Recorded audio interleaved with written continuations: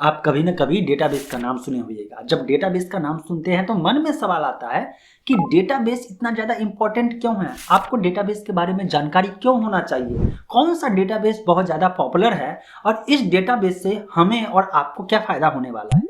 Friends, internet का ज़माना है, टेक्नोलॉजी का ज़माना है, सॉफ्टवेयर की दुनिया है और जब डायनामिक दुनिया आएगा, डायनामिक वेबसाइट, डायनामिक जो है सॉफ्टवेयर, डायनामिक एप्लीकेशन की बात होगी, जहाँ पे भी रिकॉर्ड जो है स्टोर करने की बात होगी, वहाँ पे डेटाबेस का नाम आएगा।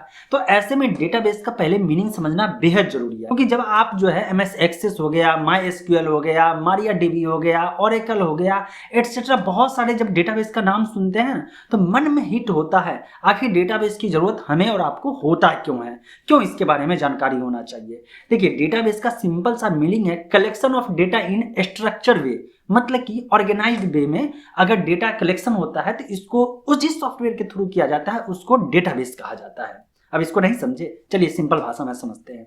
अगर आपको कुछ डेटा दिया जाए, जैसे कि 10 या 15 नाम दिया जाए और उस नाम के साथ पूरा एक रिकॉर्ड दिया जाए कि इसका इस साल में जो है कितना ज़्यादा रिकॉर्ड रहा या परसेंटेज, सिंपल स्टूडेंट का रिकॉर्ड मेंटेन करना है तो फलाने स्टूडेंट का जो है किस सब्जेक्ट में कितना परसेंटेज है। अगर 5-10 स्टूडेंट का लिस्ट दिया जाए तो आपके दिमाग में रहेगा और कहा जाएगा उसमें से एक को खोज के लाइए, आप तुरंत खोज के ले जाइएगा।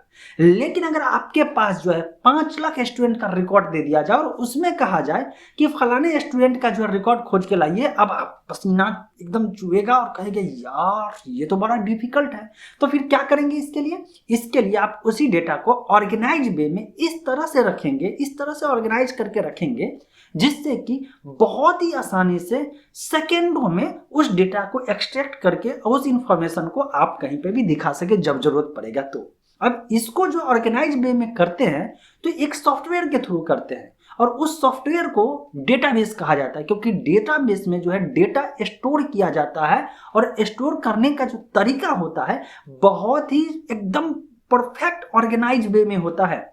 क्योंकि इंटरनेट पे जो आप वेबसाइट देखते हैं, जैसे कि अगर आप YouTube अभी देख रहे हैं तो ये वीडियो जो मैंने अपलोड किया और YouTube ने अपने सर्वर पे स्टोर किया, अब ऐसे ऐसे लाखों नहीं करोड़ों वीडियो जो है बहुत सारे स्टोर हैं। अब उसमें से आप जब सर्च करते हैं तो कैसे पता चलेगा कि इस वीडियो को देखना चाह रहे हैं और तुरंत में वो वीडियो YouTube आपके सामने दिखा देगा, क्योंकि सारा का सारा रिकॉर्ड जो है डेटाबेस में स्टोर है। अगर आप फेसबुक इस्तेमाल कर रहे हैं तो फेसबुक पे फोटो जैसे ही लॉगिन करते हैं तो आप ही का फोटो वहां पे दिखाता है, आपने क्या लाइक किया है, आपने क्या शेयर किया है, आपने किस पे कमेंट किया है, आपको किसने टैग किया है, हर एक चीज को इतने ऑर्गेनाइज्ड वे में जो स्टोर किया गया है कि जिस समय जो इन्फॉर्मेशन चाहिए तुरंत में आपको मिल जाता है।